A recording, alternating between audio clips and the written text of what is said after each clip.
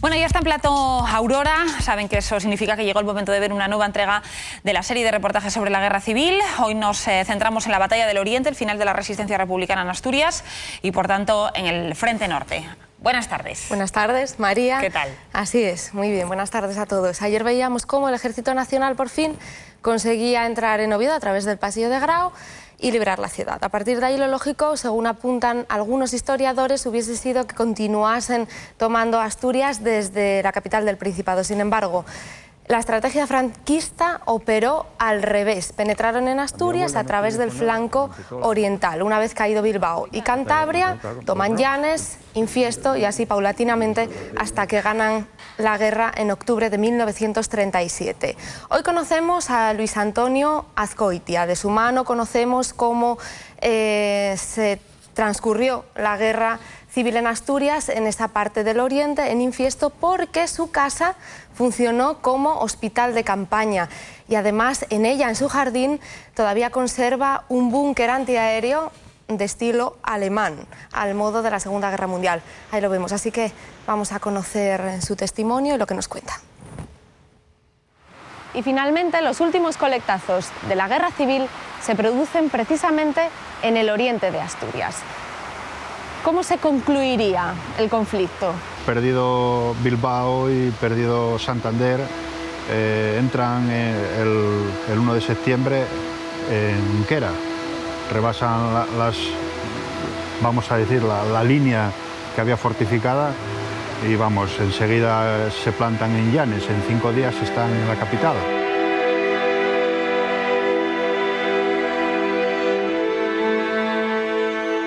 Hay una gran batalla, pues, que es el Mazuco, donde combaten ahí durante unos 15 días, más o menos, y ofrecen mucha resistencia. Hubo fuertes combates, hubo, bueno, muchos heridos, muchos muertos, y poco a poco ya se va perdiendo Asturias. Prácticamente vienen caminando hacia Cangas de Onís, donde existe una línea, pues, bastante fortificada, que es toda la línea del Sella, prácticamente desde Caño hasta arriba de Sella. Está muy fortificada, pero también es rebasada. Venían con muchísima fuerza. La verdad que los republicanos iban perdiendo muchas bajas, iban perdiendo armamento, iban perdiendo prácticamente todo lo que les venía bien, lo fueron perdiendo. Quizá la fuerza, el peso militar que traían, pesó más hacia ellos. Prácticamente Asturias ya ha quedado muy poco que conquistar.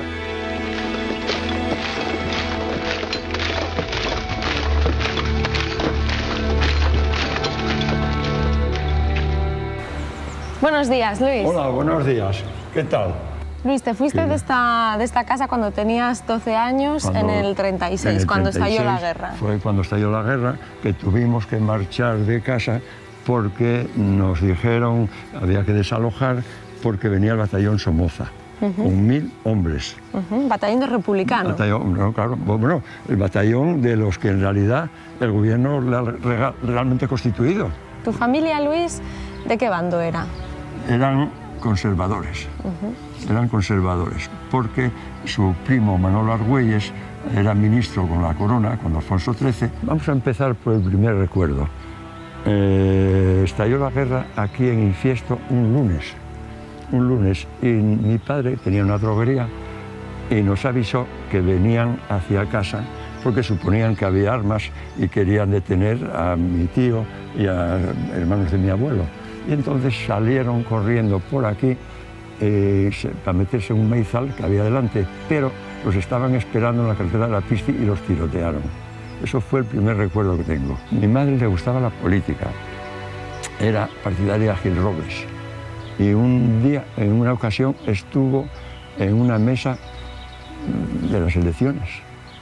Bien, mi madre estaba en estado, la detuvieron, la metieron en la cárcel. Luego pasó, había un hospitalillo en Infiesto, un hospitalillo. Después la vuelve a meter a la cárcel y una madrugada del 5 al 6 de septiembre, con otras 3 mujeres y 2 hombres, las llevaron arriba de Sella, las fusilaron en la guía y las tiraron al mar. Menos mal que unos pescadores las recogieron y bueno, por lo menos se recuperaron los cuerpos. ¿Y quién las fusiló? Bueno, de aquellas se llamaban los rojos. Pues también sentíamos cuando mataban al bando contrario, también lo sentíamos, porque el que defiende una causa es digno de admiración, ¿eh? Pues a veces hablan, hombres los más valientes de ellos. Éramos españoles todos y todos éramos valientes, unos en un bando, otros en el otro.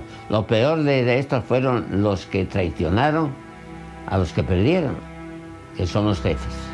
El Carrillo y compañía, todo eso, que esos se marcharon con todo el dinero, todo lo que robaron de los bancos de España para vivir una vida mejor fuera.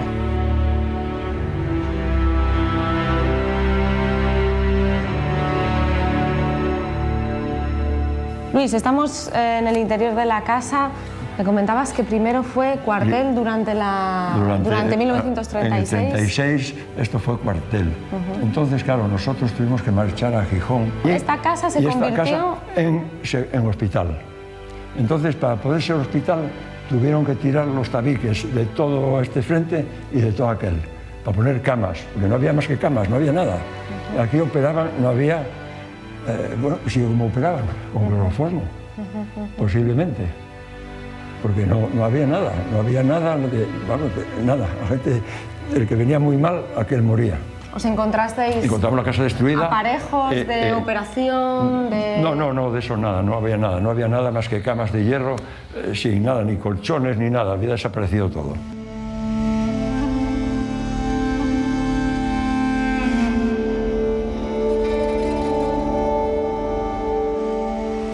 Bueno, Luis, estamos entrando precisamente en el refugio que está construido al lado de tu casa, en tu casa, en la finca de tu casa. Dentro de la finca. ¿Lo construyeron en el 36 o...? Más bien en el 37, sí, porque primero esto lo construyeron cuando ya el hospital estaba en marcha. Y lo construyeron, claro, especialmente para los mandos del hospital, ¿eh? Aquí los heridos no podían venir. Aquí trabajaron pues los presos de la cárcel, bueno, los presos. Y trabajaron, mucha gente trabajó aquí, porque hay que ver cómo está construido esto, ¿eh? Vamos, que es una mole de hormigón. Después de la guerra vino un chatarrero y por el hierro que había tiraba el refugio. Pero claro, pensamos que si era base de dinamita caía la casa primero que el refugio. Entonces no podía ser. No podía ser y afortunadamente no sé, porque ahora ya hasta me gusta. ¿Te interesa conservarlo? Sí, hombre, claro, son vestigios de la guerra que a mí no me estorba, además nos protege un poco la finca también. ¿Tú piensas que sigue habiendo dos Españas? Sí, seguro.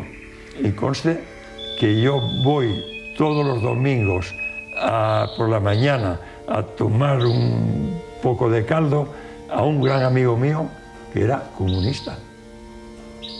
Y me dijo una vez, no se habla de política, ¿eh? Y me dijo una vez, si supiera que cambiabas de partido, para mí perderías mucho.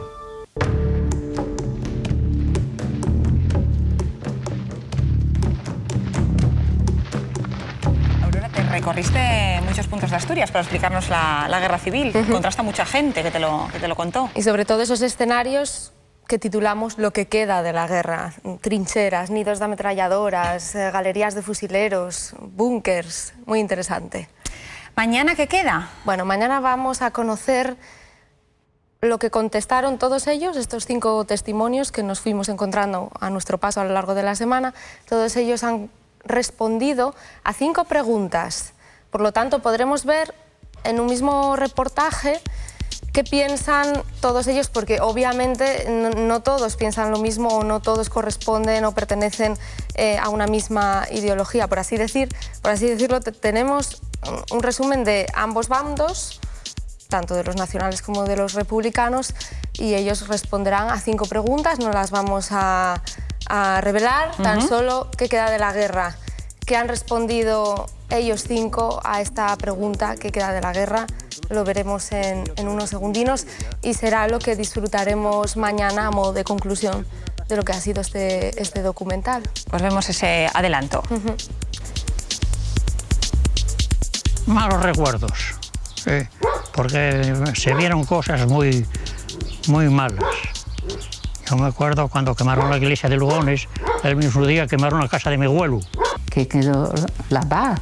Yo vine para mi casa con mis madre, mi padre y 2 hermanas y mi hermano. Pues queda la historia. La historia es la que no se puede cambiar en absoluto. Yo creo que de la guerra la gente joven no quiere saber nada.